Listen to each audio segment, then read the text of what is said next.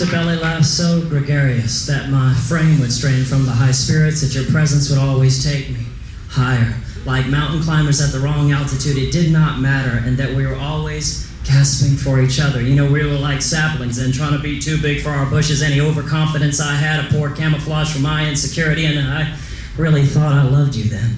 That crazy kind of desire that the day after Christmas you'd drive, take a bus, fly, do anything to be by their side, using love letters like memorized testaments to sustain you, those hundreds and hundreds of hours of phone calls. Well, you know what? They're now all justified, as if you could really rationalize love, but there you were trying. Young, dumb, and full of cum, dedicating songs like pilgrimages, snapping photos like Polaroids, making memories like kaleidoscopes that you'd one day, yes, one day, look back on over and over again to think that the first time that I ever heard you use the word lover instead of boyfriend, and how I hungered to fill that role, pulling your hips into mine, your eyes bleeding wine through mine, and we were delirious like children screaming about how strong our sandcastles were in the face of reality. You know what? Well, the waves, well, they nearly drowned us, but there you were, your lips aquatic, rising like the mythological god that you said that I reminded you of, and that you saw a beauty in me that I did not know had even existed yet.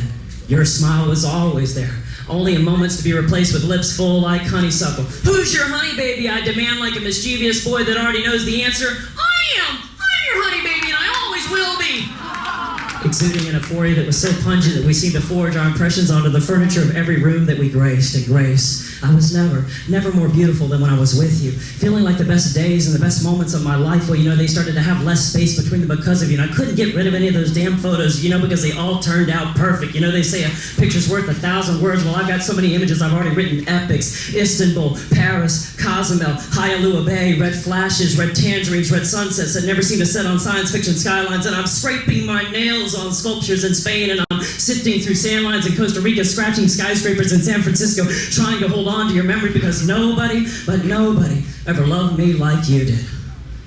Years escaped me suddenly as some days seemed to last forever, and you gave me everything that you had to give, but you know what? Sometimes it was more love than you had to live for yourself. But there you were, your hands holding me down on sweaty mattresses, your breasts swinging above me like pendulums, your tongue forcing itself down my throat like a doctor's stethoscope as your carnality could cripple me, because God, how you wanted me then, and Jesus, did I call your name 1,000 times, because nobody ever loved me like you did.